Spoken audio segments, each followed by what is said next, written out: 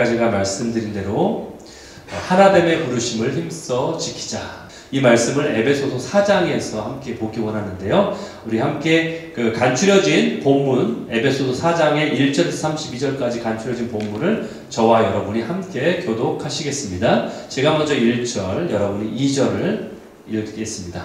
그러므로 주 안에서 갇힌 내가 너희를 권하노니 너희가 부르심을 받은 일에 합당하게 행하여 모든 겸손과 온유로 하고 오래 참음으로 사랑 가운데서 서로 용납하고 평안에 매는 줄로 성령이 하나 되게 하신 것을 힘써 지키라.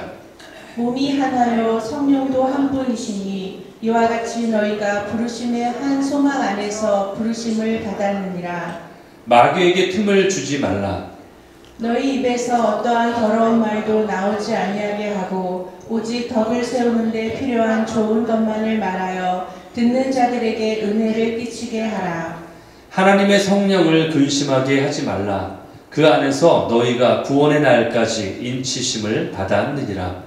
너희는 모든 악독과 노함과 분냄과 떠드는 것과 비방하는 것을 모든 악의와 함께 버리고 마지막 같이 읽습니다. 서로 친절하게 하며 불쌍히 여기며 서로 용서하기를 하나님이 그리스도 안에서 너희를 용서하심과 같이 하라. 아멘. 아멘. 예, 여기 말씀 안에도 아까 우리가 읽은 내용들이 들어가 있죠, 그렇죠? 예. 자, 하나됨의 부르심을 힘써 지키자. Strive for Unity라는 제목으로 나눕니다. 자, 신학 시대를 대표하는 그 대표적인 교회가 있다면 에베소 교회가 있습니다. 그렇죠? 오늘 지금 에베소서잖아요. 그렇죠? 에베소 교회가 있는데 바로 에베소서는 바로 사도 바울이 에베소 교회에게 에베소에 있는 성도들에게 보내는 편지예요. 예, 그 내용입니다. 근데 사도 바울이 그 에베소 교회에서 몇 년을 목회했냐면 3년을 목회했어요. 예, 담임 목사로 일종의 담임 목사로 3년을 에베소 교회에서 목회한 거예요. 우리가 생각하면은 바울같이 사도 바울이 얼마나 탁월합니까? 그렇죠? 얼마나 위대합니까? 그러니까 사도 바울이 그곳에서 목회했다면은 더군다나 3년씩이나 목회했다면은 그랬다면 에베소 교회 성도들은 정말로 모두 온전한 제자들의 모습으로 다 변모되었을 거다. 변화되었을 것이다라고 아마 기대할 수 있지 않을까요? 그렇죠? 그런데 그렇지 않다라는 거예요. 왜? 그러니까 지금 감옥에 갇힌 바울이 감옥에서조차 지금 에베소 성도들을 위해서 지금 편지를 쓰고 있는 거예요. 걱정이 되니까. 예. 그러니까 에베소 교인들이 그러한 모습이 아니라는 거예요. 여러분, 아무리 지금 사도 바울이 목회자로 그렇게 그곳에서 같이 했다 할지라도 그 에베소 교회가 완벽한 교회가 아니라는 거예요. 여러분, 세상에는 완벽한 교회는 없습니다. 예, 완벽한 교회는 없어요. 아무리 성자와 같은 자가 목회를 한다 할지라도 교회에 항상 문제가 있기 마련이에요.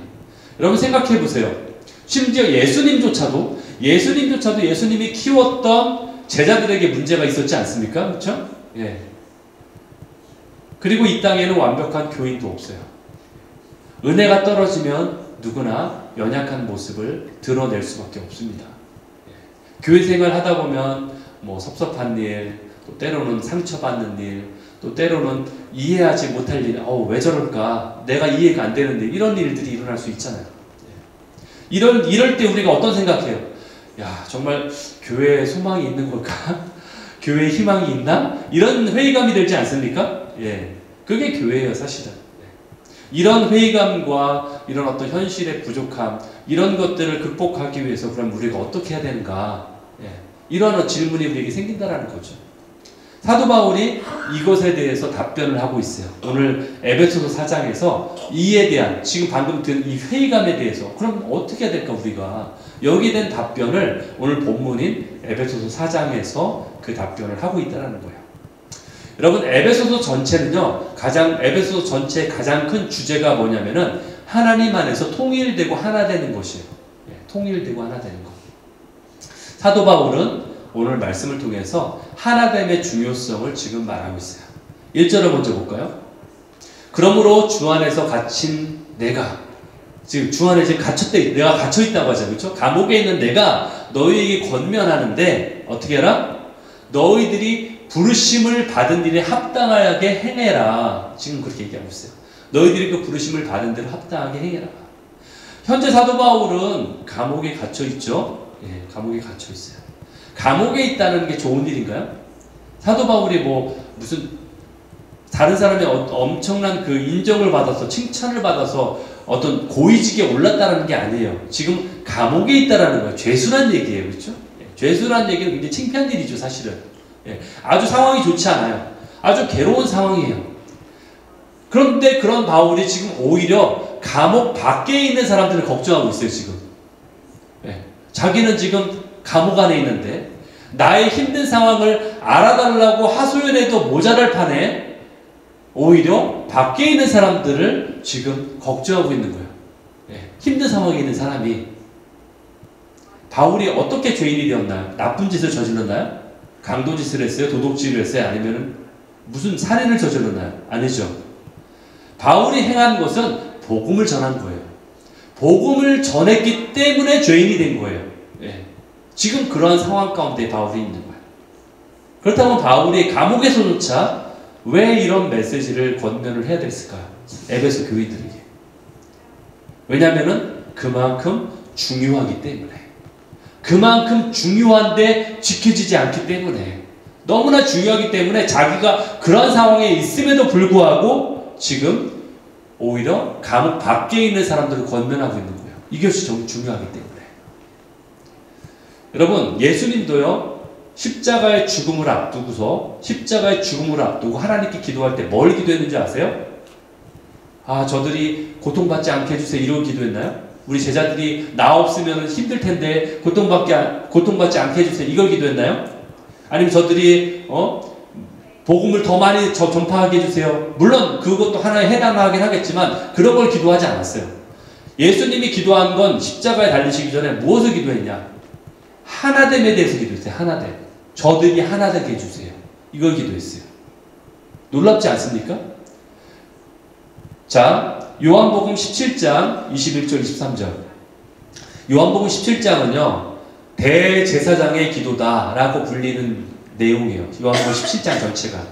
이 얘기는 뭐냐? 대제사장이 누구예요? 누구겠어요 지금? 예수님이에요. 대제사장 되시는 예수님의 기도란 얘기예요. 근데 요한복음 17장이 언제 한 기도냐? 이 요한복음 17장은요 바로 예수님이 십자가에 달리기 바로 전에 했던 기도예요. 바로 잡히시기 전에. 우리는 예수님이 잡히시기 전에 바로 했던 기도를 겟세마네 기도는 많이 알고 있어요. 그렇죠? 이 잔을 내게서 옮겨주옵소서. 그러나 내 뜻대로 하지 마옵시고 아버지 뜻대로. 그러나 그거는 굉장히 간단한 기도죠. 그렇죠? 근데 내용이 길게 예수님이 무엇을 기도했는지 자세하게 나오는 것이 우리가 볼 수 있는, 엿볼 수 있는 내용이 요한복음 17장에 나와 있어요. 그게 바로 이 기도예요. 뭐예요? 21절에 보니까 그들도 보세요. 아버지요. 아버지께서 내 안에 계시고 내가 여기서 누구예요? 내가 예수님이죠. 하나님 아버지 성부가 성자 안에 계시고 내가 아버지 안에 있는 거와 똑같이 그와 같이 어떻게 달라? 그들도 하나가 되게 해주세요. 성부 성자 성령 이 삼위일체라고 하죠. 삼위일체. 성부 성자 성령이 하나인 것처럼 저들도 하나가 되게 해주세요. 이렇게 기도하고 있잖아요. 그렇죠? 그래서 하나가 될 때 어떻게 된다? 세상이 예수님을 믿게 된다고 나오잖아요. 그렇죠? 그럴 때에 하나가 될 때에 세상으로 하여금 아버지께서 나를 보내신 것을 믿게 될 겁니다. 우리가 하나 될 때에 세상 사람들이 보고서 아 하나님이 계시구나 예수님을 믿게 된다는 거죠. 저들이 하나 되는 걸 보니까 예수님이 정말 참 하나님의 아들이구나 라고 믿는다는 거예요. 22절에 똑같이 나왔어요. 우리가 하나가 된 것처럼 여기서 우리는 삼위일체를 얘기하는 거예요. 우리가 하나인 것처럼 그들도 하나가 되게 해주세요. 얘기하고 있죠. 23절에 그래서 그들로 온전함을 이루어 하나가 되게 함은 바로 아버지께서 나를 사랑하신 그 사랑으로 임하여 세상으로 그 사랑을 알게 하려 합니다. 아 우리가 하나 될 때 저 세상 사람들이 하나님의 사랑이 저거구나 라는 것을 우리를 통해서 우리가 하나 되는 것을 통해서 알게 된다. 이 기도를 했다라는 거예요. 언제? 바로 십자가에 달리시기 바로 전에. 이게 바로 대제사장의 기도라고 불리는 그 유명한 기도의 내용이에요. 바로 예수님과 하나님과의 대화를 우리가 엿듣는 거예요. 예수님이 죽기 전에 어떤 얘기를 하나님께 하셨구나라는 걸 우리가 볼 수 있잖아요. 그렇죠? 성경을 통해서. 이것은 그러니까 유언과 같은 거예요. 죽기 전에 하는 게 유언이잖아요. 지금 십자가에 돌아가시기 전에 하신 유언이잖아요. 말하자면. 유언은 어떤 거예요? 내 생애 통틀어서, 내 삶의 생애를 통틀어서 가장 중요한 한마디를 한다면 그것이 유언이에요. 쓸데없는 얘기 하지 않겠죠. 그렇죠? 가장 중요한 얘기 하겠죠. 그러니까 바로 유언과 같은 얘기예요. 그것이 뭐예요? 성도의 하나됨이다. 성도의 하나됨. 예수님이 그렇게 중요하게 생각하는 얘기. 그러니까 사도 바울도 지금 감옥이라는 그 자기가 고통 가운데 있음에도 불구하고 나 힘들어 죽겠어 이런 하소연을 하는 게 아니라, 나 알아달라고 얘기하는 게 아니라, 니네 어떻게 잘 지내니 안부만 묻는 게 아니라 니네가 하나 되라. 하나 되라. 그렇게 이야기하고 있는 거예요. 그만큼 하나 되는 것은 하나님의 갈망이다. 사도 바울의 갈망뿐 아니라 예수님의 갈망뿐 아니라 하나님의 갈망이다 라고 우리가 알 수 있는 거예요. 그래서 사도 바울이 아까 뭐라고 했어요? 부르심에 합당하게 행하라. 너희들이 하나님께 부르심 받았으면 거기에 합당한 것이 하나됨이다. 그렇게 합당하게 행하라. 그렇게 얘기하고 있는 거죠. 그러면서 29절 이하에 보니까 31절까지 하지 말아야 할 것이 무엇인지를 말하고 있어요. 29절 31절까지 보니까 하지 말아야 할 것. 29절 너희 입에서 어떤 더러운 말도 어떻게 하라? 나오지 않게 하라. 그런데 오직 덕을 세우는 필요한 말만 해라. 그렇죠? 좋은 말만 해라. 지금 그 얘기하고 있잖아요. 그래서 그것을 듣는 자에게 은혜가 되게 하라. 그렇죠? 그 얘기잖아요. 30절에 보니까 그렇게 함으로 인해서 성령을 근심하지 않게 하는 것이다. 그 얘기는 뭐예요? 너희들이 악독을 말하고 그렇게 하면은 성령을 근심하게 하는 거다. 그 얘기죠. 그러면서 31절에 보니까 악독, 노함, 분냄, 떠드는 것, 비방하는 것, 이것을 악의와 함께 버려라 라고 나와 있어요. 자, 제가 설명을 드립니다. 악독이 뭐냐? 그럼 악독 느낌은 오죠. 그치? 악독이 뭔지. 우리말로 악독이라는 말 자체를 아니까. 그러나 여기서는 지금 이게 성경의 원어로 써있는 거를 번역한 거잖아요. 원어는 이거 헬라어로 써있어요. 신약이기 때문에. 신약에서는 헬라어 악독이라는 말이 피크리아라는 말인데 이 뜻의 의미가 뭐냐? 마치 이와 같은 거예요. 한자의 뜻이 있잖아요. 그와 같은 거예요. 이 악독이라는 피크리아라는 뜻은 뭐냐면은 날카롭고 도끼가 있는 마음씨래요. 날카롭고 도끼가 있는 마음씨. 그래서 막 뭔가 어디 잘하나 못하나 내가 보겠어 이런 마음 있죠. 이게 흠집을 잡으려는 그 막 이렇게 눈초리를 막 하면서 이게 악독이라는 거예요. 예, 뭔가 찝어내려고 하는, 뭔가 잘하는 잘못한 거를 찝어내려는 이런 악독, 이것이 악독이라는 거죠. 그러한 태도, 흠집을 꼬집어내려는 태도. 여러분, 우리의 감정은요 창문과 같습니다. 그래서 만약에 나의 창문이, 내가 바라보는 그 시야가 일그러져 있으면요 그것을 통해 들어오는 것은 나쁜 것만 보이게 돼 있다는 거예요. 그걸 우리가 안경에도 비유하잖아요. 우리가 빨간색 안경을 끼고 보면은 다 빨갛게 보인다는 거잖아요. 그러니까 항상 우리가 바라보는 기준에 의해서 우리가 생각하고 감정이 나오게 돼 있다는 거예요. 사건이라는 것은요, 벌어지는 어떤 사건, 이벤트나 그런 사건이라는 것은 항상 중립적인 거예요. 가치 중립적인 거예요. 그렇지만 그 사건을 바라보고 판단하는 우리의 생각이나 감정이 그것을 판단할 뿐이라는 거죠. 그래서 우리가 어떤 사건이 벌어졌을 때, 어떤 일이 생겼을 때 그걸 보면서 우리가 저것은 좋아, 저것은 나쁜 거야, 저것은 맞는 거야, 저건 틀리는 거야 라고 우리가 그것을 판단하게 된다는 거죠. 그런데 우리 안에 자신이 가지고 있는 어떤 근거 없는 생각을 버려야 되는 거예요. 근거 없는 생각을 믿으면 안 된다는 거예요. 어차피 일어날 사건은 일어나게 돼 있어요. 그리고 일어날 사건은 변하지 않아요. 그렇죠? 그러나 그것을 바라볼 때 우리가 그것을 어떤 식으로 해석하느냐에 따라서 그것이 결과가 나타난다는 거예요. 그러니까 우리는 항상 유익한 방향으로 그것을 해석해야 된다는 거죠. 한 가지 예를 들겠습니다. 한 마술사가 있어요. 마술사가 있는데 그 마술사가, 여러분 그런 마술 보셨죠? 옆에 보조자가 서 있죠? 그 보조자 되는 여자를 어떤 큰 상자에 집어넣습니다. 그리고서 그 상자에다 칼을 막 쑤셔 넣어요. 이렇게 쑤셔 집어넣어요.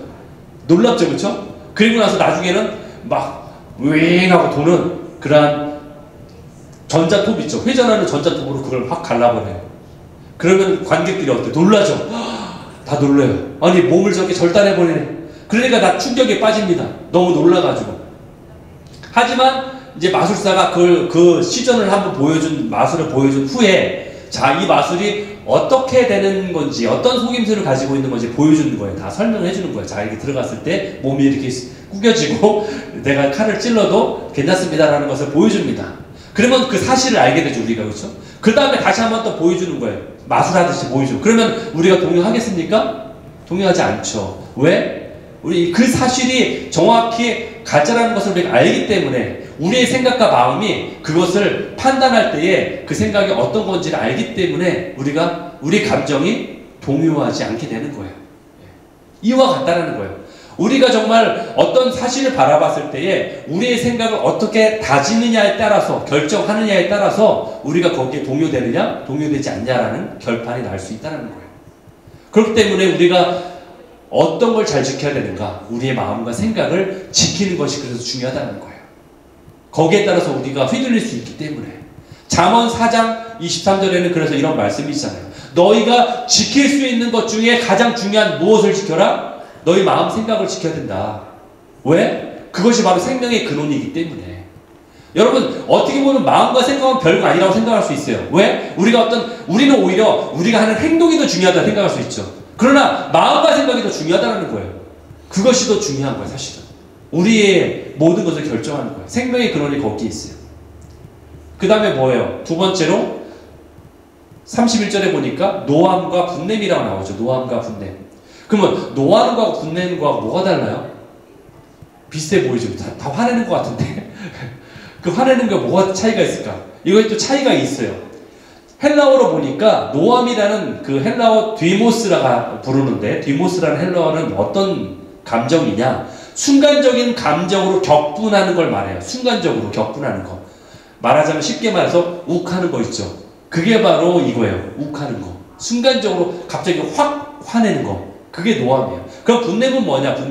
분냄이라는 그 헬라어를 보면은 오르게라고 하는데, 이 분냄이라는 것은 오랫동안 마음속에 쌓이고 자리 잡고 뿌리 내리는 적대심, 원한. 예. 오랫동안 저 사람에 대해서 두고 보지. 이게 바로 저 분냄이에요. 똑같이 화내는 거지만 하나는 앞에는 그냥 순간적으로 확 끌어오르는 분냄, 어떤 욱하는 거고, 두 번째 분냄이라는 것은 오랫동안 마음에 자리 잡고 있는 뿌리 깊은 원한, 적대심. 이것이 바로 분냄이라는 거예요.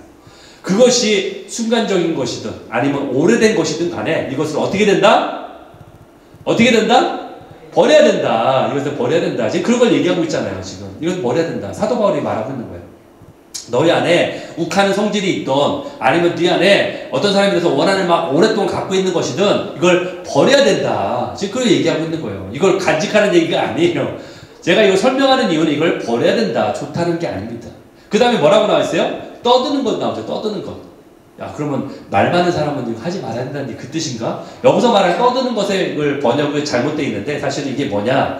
크라우게라는 헬라어인데, 이 떠드는 것이라는 원래 뜻은 흥분한 사람들이 서로 싸우면서 고래고래 고함 지르는 걸 얘기하는 거야. 그런 상황.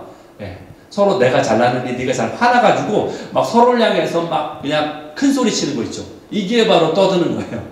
이렇게 하지 말아라. 그 얘기예요. 이렇게 하지 말아라. 마음에 있는 분노를 밖으로 터뜨리지 말아라. 이것을 말하고 있어요. 그 다음에 뭐가 나와요? 비방하는 것. 비방하는 것이 나와요. 비방하는 것도 버려야 된다. 예. 이것이 뭐예요? 비방하는 거는 우리가 알고 싶죠. 그 마음이 감정이 상하면은 다른 사람에 대해서, 다른 곳에서 다른 사람에게 이렇게 중상모략하는 거. 이게 비방하는 거죠. 그렇죠? 다른 사람에 대해서 안 좋은 얘기하는 거. 이게 비방하는 거예요. 이 모든 것을 악의와 함께 버려야 된다. 악이라는 말은요, 사악함이라는 뜻인데, 우리 인간은 아담 이후로, 그렇죠? 아담이 죄를 원죄를 지은 이후로 계속해서 태어날 때부터 우리는 죄악 가운데 태어나게 되어 있어요. 그래서 저도 살면서, 나이를 먹으면서, 연세에 여기 드신 분도 더 많이 계신데 죄송하지만, 나이를 먹으면서 더 느끼는 건 뭐냐? 아, 정말 참 인간이 악하구나 라는 걸 더 느낍니다. 어렸을 때 머무를 때는 인간은 참 착하게 태어났다고 착각하는데, 살다 보면은 내 안에 이런 악함이 있구나라는 것을 더 발견하게 되는 것 같아요. 예. 그것이 바로 그 악함이에요. 모든 이런 악의를 버려야 된다, 너희가. 예.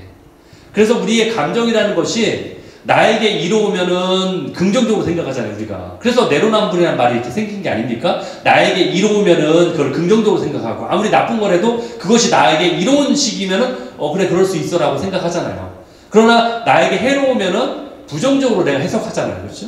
똑같은 사건인데, 똑같은 일인데, 그것을 바라보는 시선이 다르다라는 거죠. 그렇기 때문에 그것이 우리에게, 우리의 올바른 생각이 우리에게 필요하다는 거죠. 시편 64편 3절 4절에 이런 말씀이 있어요. 그들이 칼같이 자기 혀를 연마한대. 이렇게 막 칼을 가는 것처럼 내 혀를 막 갈아가지고 연마한대. 그리고 어떻게 한대요? 화살같이 독한 말을 겨눈 다음에 4절에 보니까 화살을 쏜다고 나오죠. 그렇죠? 숨어가지고, 그렇죠? 숨어서, 그것도 몰래 숨어가지고 나는 해를 입지 않으려고 숨어서 온전한 사람을 그것도 쏘는 거야. 온전하지 않은 자를 쏘는 거는 그나마 좀 낫겠는데 온전한 자를 쏜대요. 그러면서 두려워하지 않는다. 이게 우리의 모습이잖아요, 사실. 이 말씀을 보면은 독한 말이 칼도, 여기 칼도 나오긴 하지만 주로 화살에 비유를 하잖아요, 화살에. 이것이 바로 유대교의 가르침에도 동일하게 나타납니다. 왜 이렇게 비유를 할까요? 왜 우리의 말을 칼일 수도 있지만 주로 화살에 비유를 할까요? 이거에 대해서 어떤 사람이 랍비에게 이걸 물어봤어요. 왜 우리의 말을 화살에 비유합니까? 그러니까 랍비가 이렇게 대답을 했어요.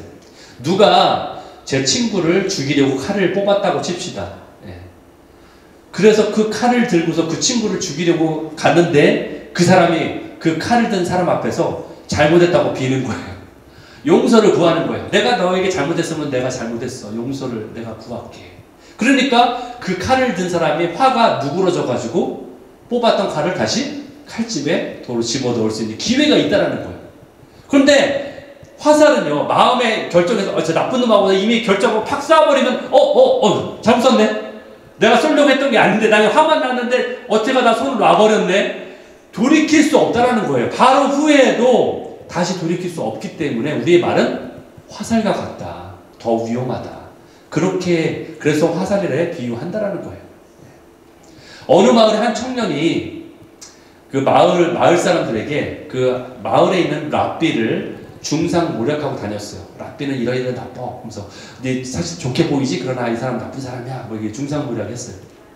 그런데 어느 날 한참 지난 후에 자신의 행동을 이제 후회하게 됐어요. 아, 내가 잘못했구나. 그래서 랍비에게 가서 용서를 구합니다. 내가 그동안 너무 잘못했습니다. 내가 생각해보니까 제가 잘못했습니다. 그러니까 저를 용서해 주세요. 제가 어떠한 벌도 달갑게 다 받겠습니다. 용서를 구합니다. 라고 했어요. 그러자 랍비가 그 친구에게 그럼 내가 한 가지 요구할 테니까 그대로 행하면 내가 용서해 주겠습니다. 라고 얘기했어요. 그것이 뭡니까? 그러니까 자, 그러면 가서 새의 깃털을 다 모아가지고 그 깃털로 가득 채운 베개를 하나 만들어 오세요. 그래서 그 깃털로 가득 찬 베개를 만들어 왔어요. 청년이 그 베개를 만들어 오자 이번에는 이렇게 시킵니다. 그 베개를 가지고 저 성당 꼭대기에 올라가서 베개를 칼로 싹 자르세요. 그리고서 그 안에 있는 깃털들을 바람에 다 날려버리세요. 그랬어요. 그러니까 청년이 시킨 대로 날려버렸어요. 그리고 와서 자, 이제 제 죄가 다 씻음을 받았습니까? 다 용서 받은 건가요? 라고 말했어요. 그러자 랍비는 말합니다.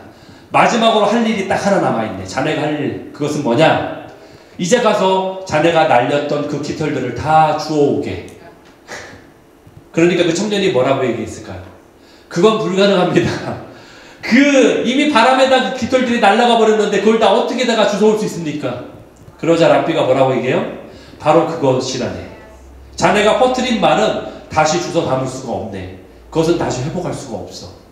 이미 그 말들은 피해를 끼쳤지만 그것을 회복하는 것은 이미 날아간 깃털을 주워와서 모으는 것만큼이나 불가능한 일이야. 이렇게 얘기했다는 거예요. 이처럼 다른 사람에 대해서 험담이나 중상모략하는 것은 우리가 돌이킬 수 없다는 거예요. 우리의 손을 이미 떠난 화살이에요. 그건 다시 돌이킬 수 없어요. 따라서 우리 입에서는 그 어떤 더러운 말도 나오지 않게 해야 된다는 거예요. 에베소서 4장 29절 오직 덕을 세우는 데 필요한 좋은 것만을 너희가 말하며 듣는 자에게 그것이 은혜가 되게 하라. 여러분, 성령은요 우리를 하나 되게 만듭니다. 하지만 사탄은 하나됨을 방해해요. 에베소서 4장 3절 오늘 말씀에도 나오죠. 평안에 매는 줄로 성령이 하나 되게 하신 것. 성령이 우리를 이미 하나 되게 하셨대요. 그렇죠? 그것을 너희가 어떻게 해라? 지켜라. 지켜야 된다. 하나 되게 하신 걸 지켜야 된다. 그러면서 사단에게 틈을 주면 안 된다라고 사도 바울이 얘기하죠. 27절에 나옵니다. 마귀에게 틈을 주지 말라. 틈을 주는 순간 그것이 깨어지는 거예요. 마귀에게 틈을 주면 안 된다. 그렇다면 우리가 하나됨을 어떻게 지킬 수 있을까? 이제 그거에 대한 실천적인 방법을 2절하고 32절에 동일하게 나오고 있어요. 2절하고 32절.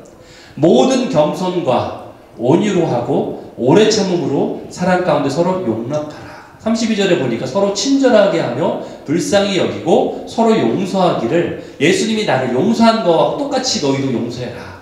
이렇게 나오죠. 여기서 겸손이란 말이 있죠. 겸손이란 말은 우리가 알아요. 그렇죠? 휴밀리티라고 영어로 휴밀리티라고 얘기하는데 겸손이란 말이 여기에서 사용한 겸손의 뜻은 헬라어로 어떤 뜻이냐? 다른 사람을 대할 때 나를 가난한 사람이나 노예의 입장에서 대하듯이 나를 낮춰라. 그 뜻이에요. 그러니까 마치 다른 사람을 대하는데 내가 그 사람의 노예인 것처럼 내가 그 사람 앞에서 가난한 사람이고 저 사람은 부자인 것처럼 나를 그런 입장에서 사람을 대해라. 이 뜻이라는 거예요. 그러니까 낮아진 상태에서 상대방을 겸허하게 인정하라는 뜻이죠. 그렇죠? 여러분, 우리가 하나 되지 못하는 이유는요.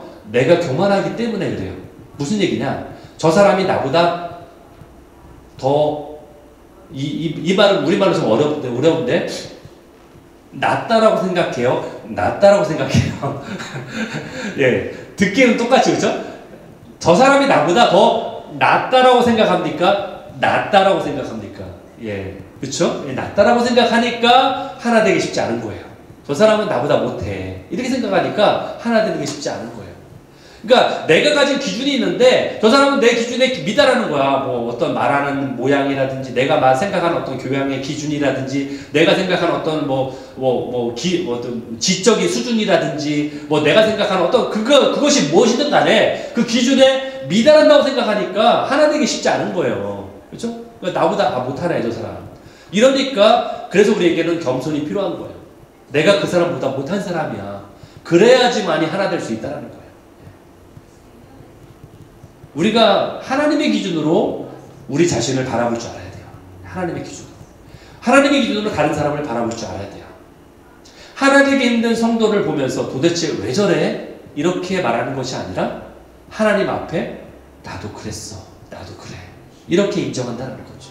그것이 바로 겸허한 사람의 자세라는 거죠. 그래서 우리는 겸손을 배워야만 합니다. 아멘? 겸손은요, 배워야 되는 거예요. 왜? 내가 겸손 내 안에 자연스럽게 나오는 게 아니기 때문에. 그래서 배워야 되는 거예요. 겸손이라는 것은요, 우리가 이룰 수 있는 덕목 중에서 가장 이루기 힘든 덕목이에요. 왜 그런 줄 아세요? 겸손은요, 내가 이뤘다고 생각하는 순간 나는 겸손하지 않은 거예요. 내가 지금 겸손했어 라고 생각하는 순간 그 생각 자체가 교만인 거예요. 이해되십니까? 그러니까 겸손은 항상 내가 이루기 힘든 고지에 있는 거예요. 겸손은 우리가 배워야 될 덕목인 거예요. 예수님도 스스로 자신을 비워서 종의 형체가 되셨죠. 그렇죠? 종의 자리로 내려가셨어요. 겸손의 왕이라고 하잖아요. 예수님을. 그렇기 때문에 우리도 그 겸손을 예수님을 닮는다는 얘기는 뭐예요? 예수님의 성품을 닮는다는 얘기잖아요. 그러니까 우리도 겸손을 배워야 된다는 얘기죠. 닮아야 된다는 얘기죠. 그래서 이 모습은 32절에 친절하게 대한다. 저희 얘기하고 일맥상통한 이 얘기라고 할 수 있다는 거죠. 두 번째 뭐가 나와요? 온유가 나오죠. 온유. 온유란 말에 대한 우리의 오해가 있어요. 우리 오해가 뭐냐? 온유하다는 말을 봤을 때 어떤 느낌이 드냐면은, 야, 온유라는 것, 저 사람이 막 옆에 콕 찔러도 막 이렇게 아무 말도 안 하고, 말하자면 우유부단하고 소극적으로 대체하고 여린 마음을 가지고 있고, 이게 온유라고 생각해요. 우리는. 그렇죠? 그것이 저 사람 참 온유해. 그런 사람도 웃어. 저 사람 참 온유해. 내가 한 대 때려도 반응도 안 하고 좀 찔러도 별로 대꾸도 안 하고 온유하네. 이렇게 생각하는 경우가 많은데 그게 온유가 아니라는 거예요. 온유라는 프라우테스라는 헬라어 그 뜻은 뭐냐? 원뜻은 강한데, 정말 강한 사람인데 자신의 힘을 조절하는 거예요. 조절해서 겉으로는 부드러움만 드러나는 것. 그게 온유래요. 나는 진짜 강한 사람인데 강한 티를 안 내고 그냥 저 사람에게 맞춰줘서 그냥 그 수준에서 같이 부드러움을 보여주는 것. 그게 진짜 온유라는 거예요. 우리는 이러한 온유를 가지고 있어야 돼요. 내가 내세울 수 있는 권리, 나는 그럴 권리가 있어. 저 사람이 나한테 먼저 화냈잖아. 그러니까 나도 화낼 권리가 있어. 저 사람이 먼저 화냈으니까 나는 이거에 대해서 대응할 수 있는 권리가 이제 생긴 거야. 그러니까 나는 마땅한 권리가 나에게 생겼어. 그러니까 나는 화내도 마땅해. 그러면서 화내는 거지. 그렇죠? 우리는 그렇게 화내잖아요. 이해되시죠? 그렇죠? 왜냐하면 저 사람이 나에게 그 권리를 준 거야 지금. 저 사람이 먼저 화냈으니까. 그러니까 나는 마땅히 이거에 응대할 수 있는 권리가 나에게 있는 거야. 분노할 수 있는 권리가 있는 거야. 이것이 온유가 아니라는 거야. 마땅히 권리가 있고 마땅히 분노할 수 있고 그렇지만 내가 그것을 조종하는 거야. 그게 온유라는 거죠. 나는 강한데 나는 권리가 있는데 그것을 사용하지 않는 거예요. 그것이 온유라는 거예요. 이러한 자는 누가 할 수 있냐? 속사람이 강건한 사람만이 할 수 있어요. 만약에 내 안에 여유가 없거나 내가 속사람이 어린 자아가 있거나 그런 사람은 할 수 없어요. 하고 싶어도 못해요. 내 머리가 된다고 다 되는 게 아니에요. 사실은. 그렇죠? 이것이 바로 온유라는 거예요. 자, 그 다음에 오래 참음과 용납이 있어요. 오래 참는다. 오래 참는다는 것은 기분 나쁜 것을 순간 참는다는 뜻이 아닙니다. 저 사람이 기분 나쁘게 때 내가 순간 참아야 되는 이러면서 막 바늘로 찌르면서 참아야 되는 이게 오래 참음이 아니에요. 오래 참음의 의미는 못마땅한 사람을 오랫동안 내가 보아주는 거예요. 그리고 그 사람을 포기하지 않는 거예요. 저 사람이 이제 글렀어. 내가 몇 년을 내가 이렇게 해봤는데 저 사람 아무리 얘기해도 안 돼. 안 통해. 나 저 사람 포기할래 이제. 저 사람 기대를 저버렸어. 이게 오래 참음이 아니에요. 오래 참는다는 건 그거를 포기하지 않는 거예요. 그 사람에 대한 것을 포기하지 않는 거예요. 그게 바로 오래 참음이라는 거죠. 그러한 오래 참음이 있어야 된다는 거예요. 우리는 기본적으로 한두 번은 잘 참을 수 있잖아요. 그렇죠? 그러나 오래 참기는 쉽지 않아요. 그렇기 때문에 고린도전서 13장이 사랑장이라고 하잖아요. 사랑은 언제나 뭐다? 오래 참고, 그렇죠? 제일 처음에 나오잖아요. 제일 먼저 나오잖아요. 그래서 그게 쉽지 않기 때문에 제일 먼저 나오는 거예요. 오래 참는 거. 32절에 보면은 다른 사람을 불쌍히 여긴다라 나오죠. 불쌍히 여긴다는 거는 컴패션이에요. 영어로 컴패션. 긍휼함을 가지다. 그렇죠?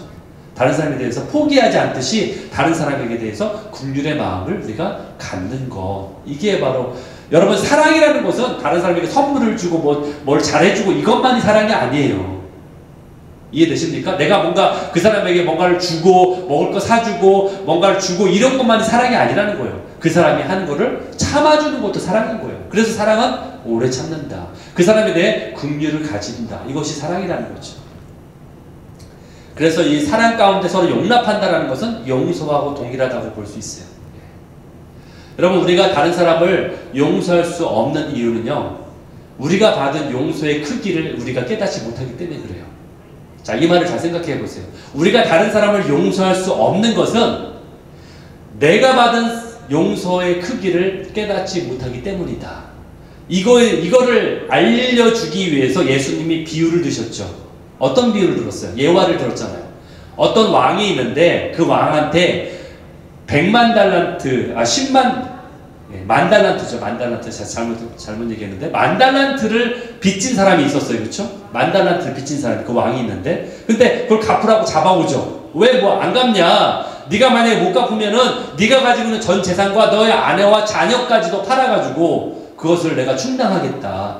그러니까 어떻게 해요? 그 만 달란트 빚진 자가 싹싹 빌죠. 엎드려서 잘못했습니다. 제가 어떻게든 갚겠습니다. 잘못했습니다. 그러니까 그 왕이 주인이 어떻게 해요? 그 빚을 탕감해줘요. 웃기지 않습니까? 저는 이 예화가 웃겨요. 왜냐면은 내가 이걸 갚겠다고 하니까 그러면 주인이 뭐라고 해요? 그러면 갚아라. 어떤 기간을 유예해주고 연장해주는 게 아니라 그냥 탕감해준다는 얘기예요. 그렇죠? 우리는 그와 같은 거예요. 우리 주님, 제가 주님 앞에 잘못을 했습니다. 내가 이런 죄를 졌습니다. 내가 이거를 어떻게든 갚을게요. 하니까 주님이 갚아라. 이게 아니에요. 탕감해주는 거예요. 너의 죄를 흰눈처럼 깨끗하게 도말시켜준다. 완전히 없애버리는 거예요. 완전히 없애준 거예요. 그게 은혜죠. 그렇죠? 그게 용서잖아요. 그 용서를 받았는데 이런 자가 어떻게 해요? 그 다음에 나가서 자취불 딱 보니까 나가다가 보니까 자기한테 100데나리온. 여러분 아까 제가 만달란트를 했죠. 만달란트는 얼마냐면 하나로 환산했을 때 약 4조예요. 4조 원. 4.7조라고 하는데 4조 원, 5조 원 이 정도의 가격이 만달란트예요. 그런데 100데나리온, 이게 단위가 달라요. 이제 달란트가 아니에요. 100데나리온. 데나리온은 이 가격이 얼마냐?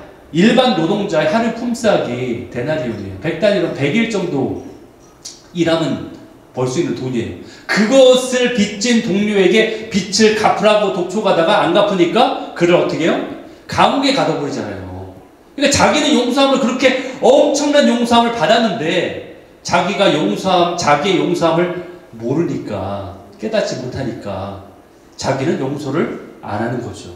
우리 지금 방금 아까 한 얘기가 그 얘기잖아요. 우리가 하나님께 어떠한 용서를 받았는지 내가 깨닫지 못하니까 나에게 조금만 잘못해도 그를 용서하지 못하는 거예요. 우리는 바로 그 예화를 예수님이 직접 하셨잖아요. 그렇죠? 결국 우리는 이러한 잘하는 거예요. 그 얘기가 우리에게 너무나 큰 충격을 주고 있어요. 사실은 내가 그러한 자구나. 결국 우리가 용서하지 못하는 이유는 내가 다른 사람보다 더 큰 죄를 지은 죄인이라는 걸 깨닫지 못하기 때문이고, 내가 다른 사람보다 더 큰 용서를 받았다는 것을 깨닫지 못하기 때문이에요. 그것을 깨닫는 자는 용서할 수 있어요. 그것을 깨닫는 게 뭐예요? 그게 바로 은혜예요. 여러분들이 만약에 설교 말씀 듣고서 나가실 때 저한테 만약에 목사님 설교에 은혜 받았습니다 라고 한다면 그게 은혜의 뜻이 진정한 의미는 그거라는 거예요. 내가 마음적으로 설교를 들었을 때 감흥이 나에게 있습니다 라는 것이 은혜가 아니라, 나는 이러한 죄인인데 내가 이러한 것을 내가 탕감받은 자입니다. 이것이 나에게 정말로 은혜가 됩니다. 이것이 은혜라는 거예요. 진정한 은혜의 의미예요. 사실은 4절에서 우리가 하나 돼야 될 필연적인 이유를 설명하고 있어요. 몸이 하나다. 그렇죠? 우리는 그리스도 몸. 아까 제가 그림 보였죠. 우리 교회의 몸, 한 집이죠. 한 몸이잖아요. 몸이 하나고 성령도 한 분이고 우리는 부르심의 소망, 한 소망 가운데 있는 자들이다. 하나됨이라는 한 소망 가운데 부르심을 받은 자들이다. 그래서 우리는 하나 된다. 우리는 다 지체라고 부르죠. 우리 서로 지체라고 부릅니다.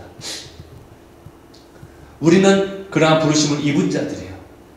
여러분, 우리 몸 안에 여러 주체들이 있어요. 손도 있고, 발도 있고, 눈도 있고, 코도 있고, 귀도 있고, 입도 있고, 이게 바로 지체예요. 한 몸 안에 있는 여러 지체들이 있어요.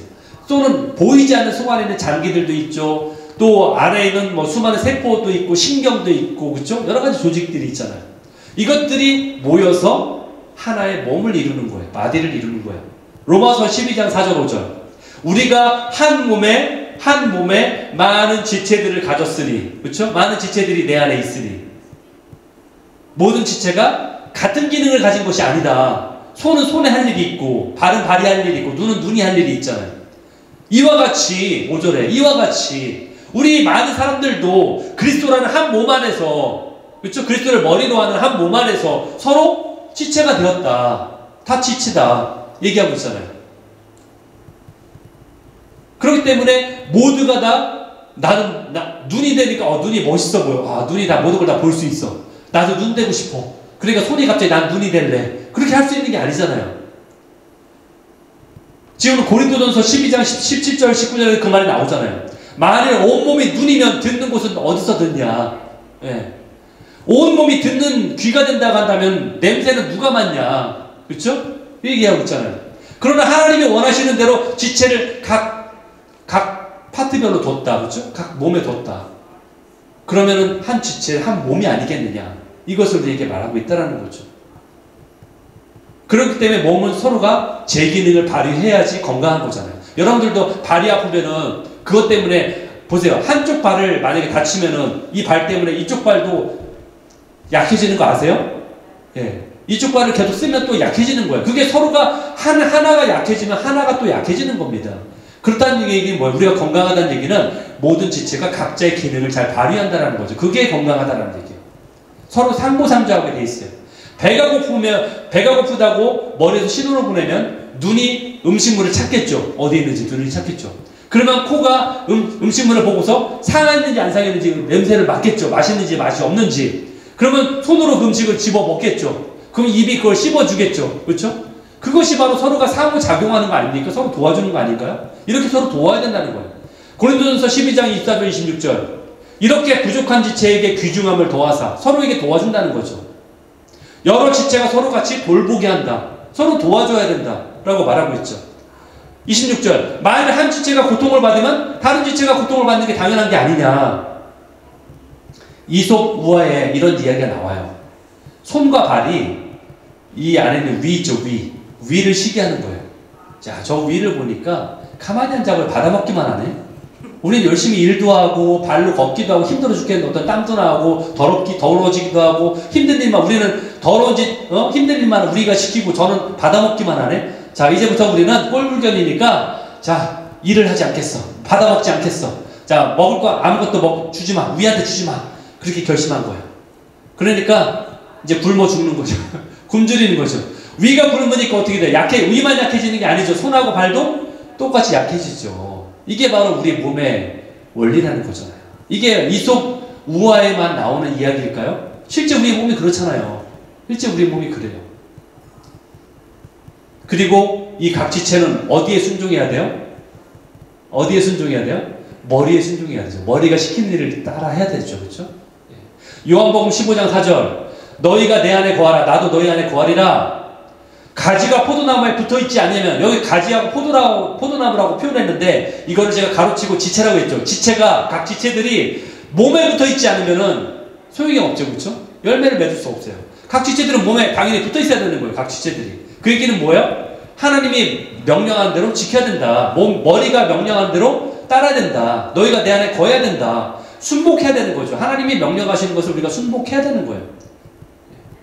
간혹가다 머리에게 순복하지 않는 지체가 있어요. 그래서 뭐라고 불러요? 머리가 손에게 움직이라고 명령했는데 손이 안 움직여. 그걸 뭐라고 해요? 마비죠. 마비죠. 네. 자, 이런 증상이 오래돼서 손하고 팔을 쓸 수 없어요. 그런 사람은 뭐라고 해요? 불구자가 되었다. 이렇게 얘기하죠. 정상이 아니란 얘기죠. 노멀하는 게 아니죠. 그리고 영적으로 만약에 그런 사람이 있다고 하면 뭐라고 해요? 그거는 영적인 불구자다. 이렇게 얘기하는 거죠. 그렇죠? 그러니까 결국 우리는 한 몸 안에 있는 지체들은 머리의 명령을 따라야 되는 거예요. 그리스도 안에 거하는 거죠. 그렇죠? 여러분, 서로 죽고 못 산다고 우리가 열렬하게 사랑하면서 여러분들 결혼하셨잖아요. 그렇죠? 그런데 그러한 부부도 하나가 되는 게 쉬웠습니까? 아니, 여전히 하나가 되지. 그건 아닌가? 하나가 되지 못하는 분도 계실 수도 있을 텐데, 예, 쉬운 게 아니잖아요. 예, 하다못해 막 서로 죽고 못 살한다고 막 사랑해가지고 결혼한 부부도 하나 되는 게 쉽지 않은데, 여러분, 가정환경 다르지, 태어난 곳 다르지, 그쵸? 여러분들 배운 지적 수준 다 다르지, 다 다른데, 여러분들이 모여가지고 하나 된다는 게 쉬운 겁니까? 안 쉬워요. 이거 사실 불가능한 일이에요, 사실은. 불가능한 일입니다. 그렇기 때문에 우리가 하나님의 사랑이 아니고서는 하나 될 수 없는 거예요, 사실. 그러니까 하나님 안에 모여 있어야 되는 거예요. 하나님 안에 거해야 되는 거예요. 그래야지 하나가 되는 거지. 하나님 밖에 있으면서 하나 되자? 이거는 그냥 동호인이에요, 동호인. 내가 좋을 때만 모이는. 하나 될 수 없는 거예요. 그렇기 때문에 우리는 그분의 뜻 아래, 십자가 아래에 모일 수밖에 없는 거예요. 그래야 되는 거예요. 그래서 사도 바울이 성령이 하나 되게 하신 걸 힘써 지키라고 권면했잖아요. 에베소서 4장 3절. 성령이 하나 되게 한 것을 너희가 그래서 힘써 지켜라. 힘써 지키라는 얘기는 자연스럽지 않으니까, 그게 쉬운 게 아니니까 너희가 힘써 지켜야만 되는 일이야, 이 일은. 예, 쉬운 게 아니라는 얘기예요. 이것을 힘써 지켜야 되는 거예요.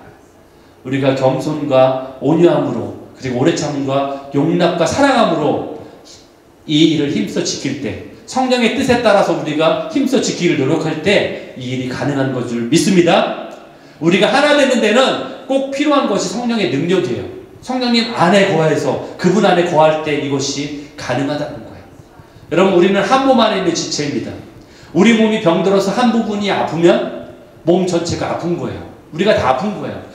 저 사람만 아프면 저 사람만 아프니까 땡이고 나는 상관없어. 이게 아니에요. 우리가 한 몸이 아픈 겁니다.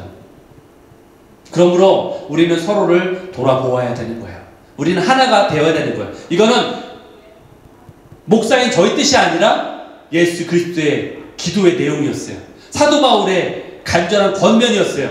이것은 부르심의 한 소망이에요. 그렇죠? 우리가 그렇게 부르심을 받았다라는 거예요. 그것을 어떻게 하라? 힘써 지켜야 된다. 이것을 힘써 지켜야 된다.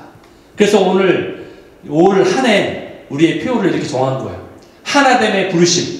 하나되는 그 부르심을 힘써 지켜라. 하나됨의 부르심을 힘써 지켜라. 바라기는 우리 교회가 주님이 구하시는 합당한 한 부르심 안에 걸어가는 하나의 공동체가 되기를 소망합니다. 올 2025년 새해에 우리가 힘써 지켜야 될 그 부르심이 하나됨 안에 걸어가시는 저와 여러분 되시기를 예수 그리스도의 이름으로 축원합니다. 아멘.